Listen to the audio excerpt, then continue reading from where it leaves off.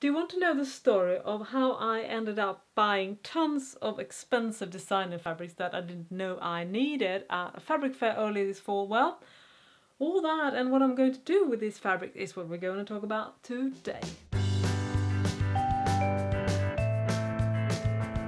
And the first fabric that I ended up buying at the fabric fair was this. The thing is, I don't knit. Well, I can knit, but I'm horrible at it and it hurts my shoulders as well. So whenever I see a knit fabric that looks like a sweater knit, I sort of have to buy it. And that's what happened when I visited the fabric fair. I saw this and it's a Danish designer fabric and it has a beautiful, beautiful, beautiful print. And I was actually eyeing it with another woman and we were both like, oh my god, we need this. Luckily it was enough fabric for both of us and we both ended up deciding that we would make cardigans, and that's what I'm going to do with this fabric. And this is the first time I will use the Dutch magazine Knipmode. In fact, that magazine is not actually available in Sweden, but luckily there is now a German version which is called the very distinct name Fashion Style. And in that, the last issue, there is a cardigan that looks pretty much made for this kind of fabric.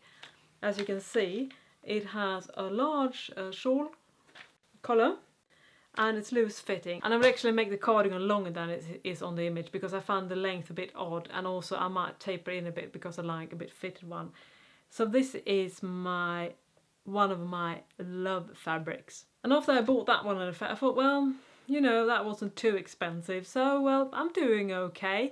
But the problem was that I had already stopped by the vendor that sells Italian designer knits, and that's what happened next. While I don't really own much designer clothes, I love fashion, and if I see a fabric that has a designer name on it, it's sort of a buy me button that sort of triggers.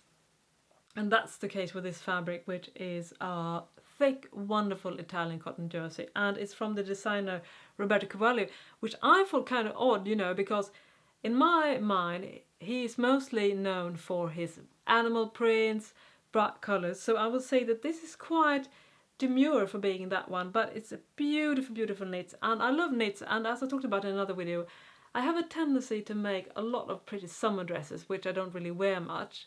So my new way of dealing with this is to make something that I actually wear, and that is knit. But the thing about knits is it can be thin and not very suitable for more substantial garments. But the thing about this fabric is that it's thick, and that's why I assume and hope that it will be a beautiful choice for a dress. Initially I had planned to only buy the Roberto Cavalli knit, however, side by side was this Iceberg, which is also an Italian brand, this knit line, and it's again a wonderful thick knit, and I mean, just look at the pattern, it's hard not to buy it, right? So somehow from going to not buying any of these fabrics to buying one of these, I ended up buying both because I couldn't really choose. And this fabric is another dress, I think, in my mind.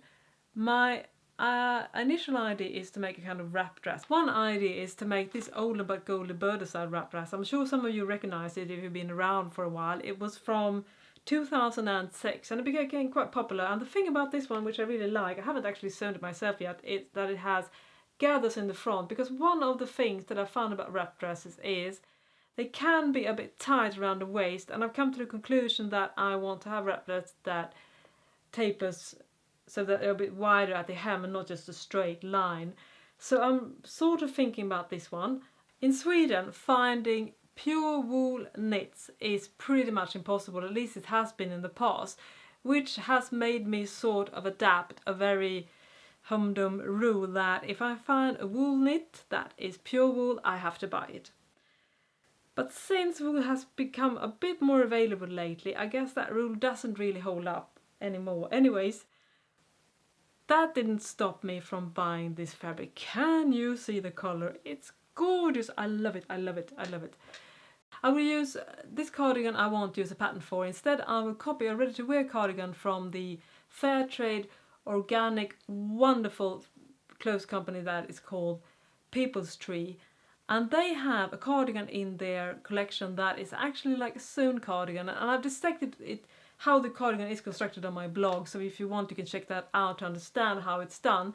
And the great thing about it is you can just sew it just like you would a regular sweater, which makes, and it looks like it was a knitted cardigan, so it's a really genius construction.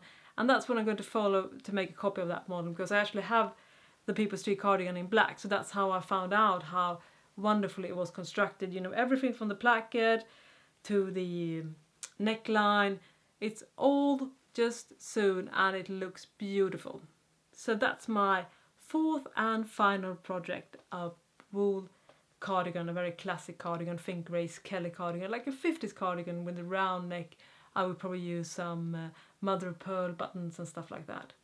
Also, speaking of wool, that's what I'm wearing today as well. This is also pure wool dress that is from Burda Style, which also felt under the rule that if I find pure wool knits, I have to buy.